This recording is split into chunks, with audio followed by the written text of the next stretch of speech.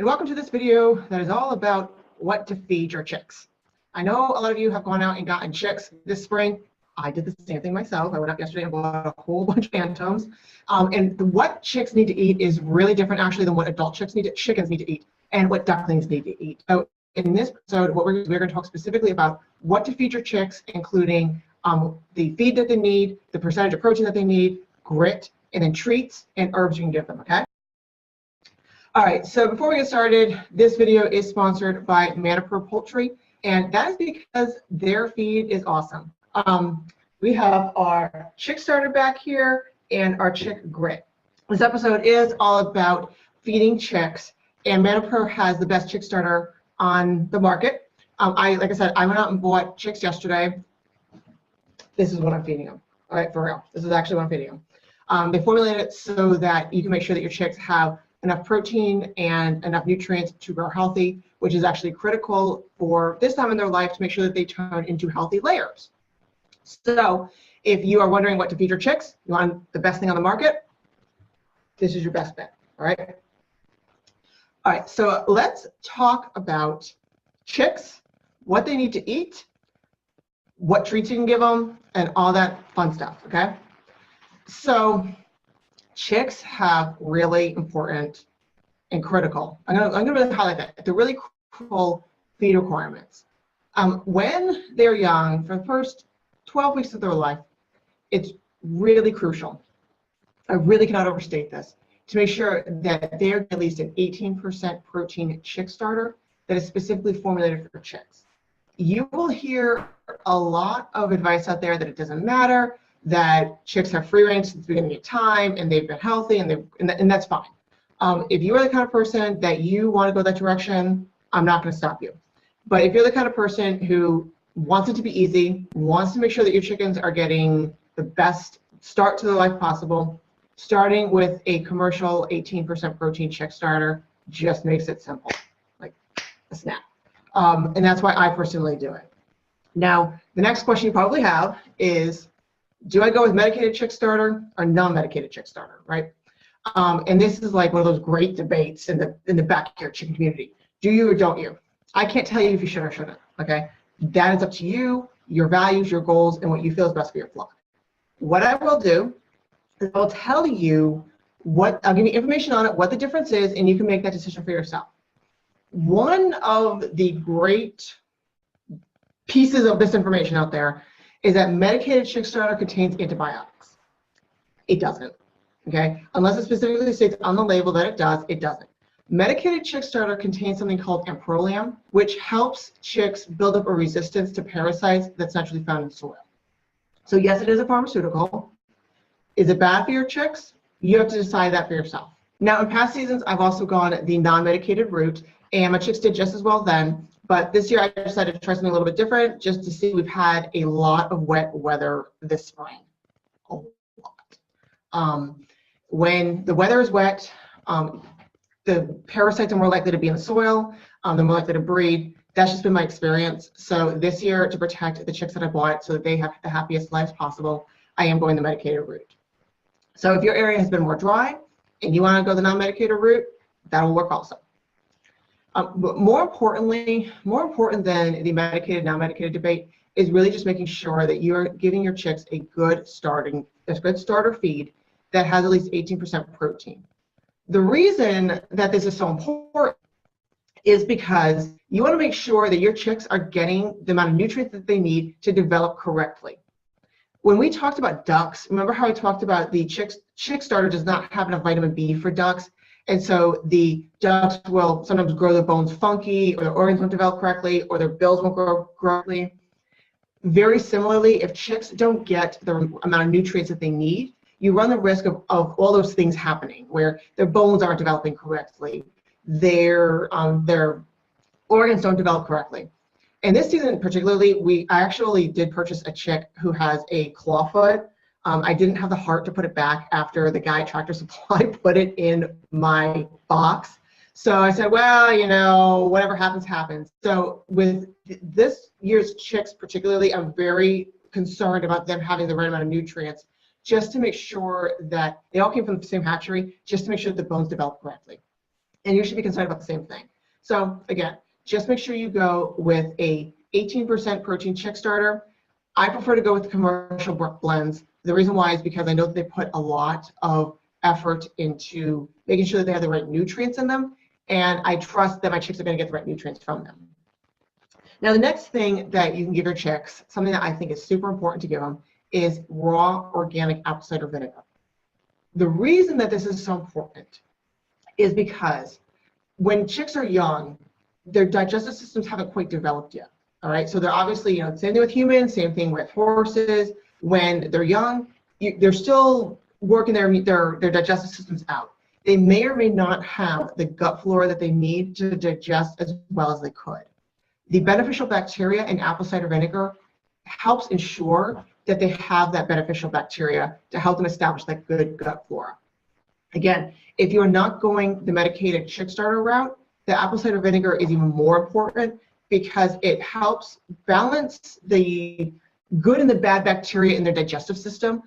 So if your chicks are exposed to parasites in the soil because they haven't naturally built up that resistance yet, the apple cider vinegar will help them handle that issue internally so that they're healthier. It's not a guarantee that they will be able to battle all the parasites in the soil. It just doesn't work like that, right? But it puts them in a better position. More importantly, things like pasty butt. Pasty butt is basically, it's like scours or like diarrhea in infants, human infants. When they start consuming milk and they start getting diarrhea, it's because of a gut flora imbalance, right? We saw the same thing in our horses when they were born. So when chicks start to develop pasty butt, it's a similar thing. The apple cider vinegar helps reduce the incidences of that. And as we all know, pasty butt, when it happens, you got a problem with your chicks. You got to look at them a little bit closer to make sure they actually survive. So I prefer to prevent things like pasty butt, and I use apple cider vinegar to do it. The best thing to do is to put 1 tablespoon of apple cider vinegar. Again, it has to be raw, organic apple cider vinegar. I prefer to make it myself if I'm out a commercial product.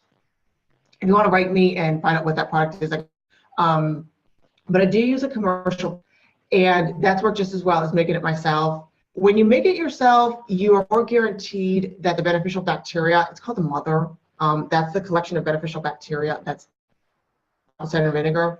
You have a higher assurance that's going to be in there. So there's benefits to both. If you don't want to make your own apple cider vinegar, I get it. You can just use a commercial brand. Okay, just make sure it says raw, organic, and then look to see if there's live cultures in it. Okay, it's the lactobacillus in particular that you're looking for. If you have questions about that, definitely go ahead and message me. I can walk you through it all. All right. So this kind of brings us back a little bit to a subject I meant to talk about with the chick starter. We've been talking about the benefits of apple cider vinegar. If you want to, you certainly don't have to, but if you want to, you can actually also ferment your chick starter. This is fairly easy to do, and in some ways, if you intend to ferment your chicken's feed, it's a little bit better to start when they're younger. The reason why is because they become more used to the texture. The disadvantage to fermenting feed is that it gets really mushy and a little bit gross, and if your chick's pooping it, it can cause other issues.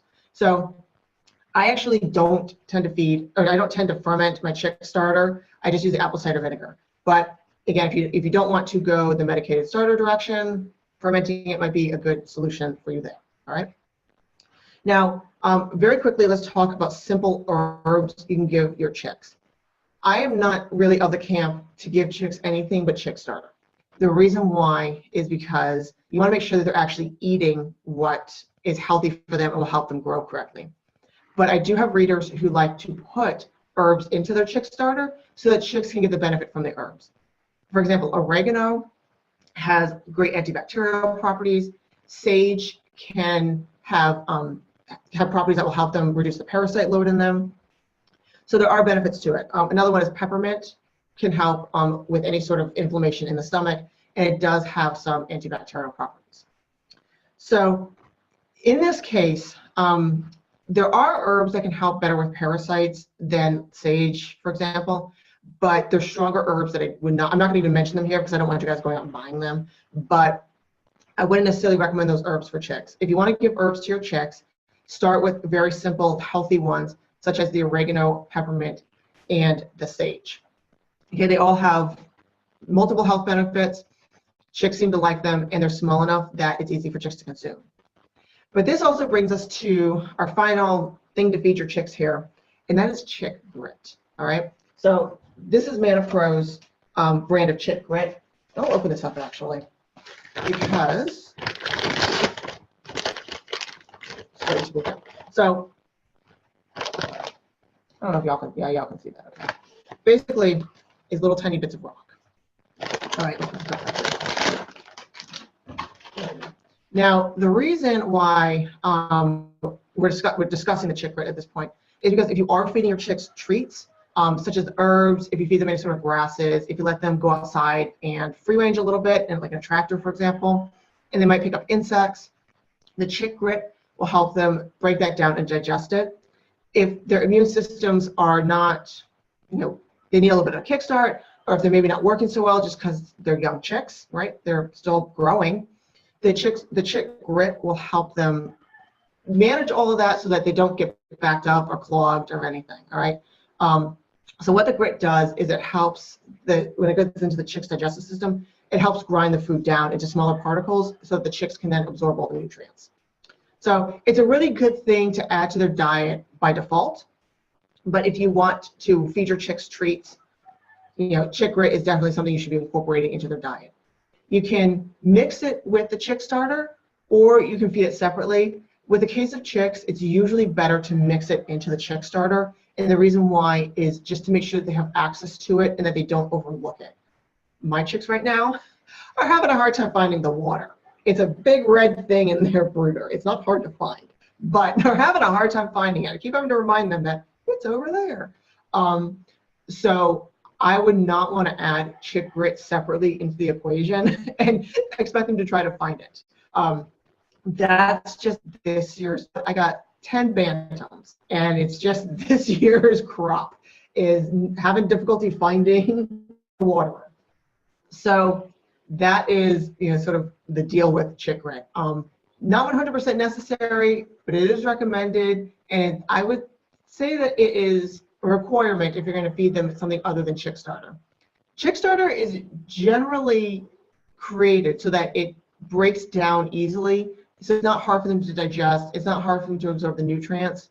So the chick grit isn't 100% needed. But for anything other than chick starter, I would definitely make sure that they are getting the chick grit as well. If you're feeding them the herbs, for example, and you're feeding the herbs separately, you can just mix some of the chick grit in there and you'd be good to go. All right. So I hope that this video has answered some of your questions about what it's like to raise chicks and the different things that they should eat and how to make sure that they grow into healthy layers. There's nothing worse than a chick that just is not growing correctly. So if you have any questions about any of this, please do feel free to message me. I will be happy to answer any of your questions and walk you through any of the information I gave you in this video that may or may not be totally clear to you. All right. Thanks for watching and have a good one. Bye.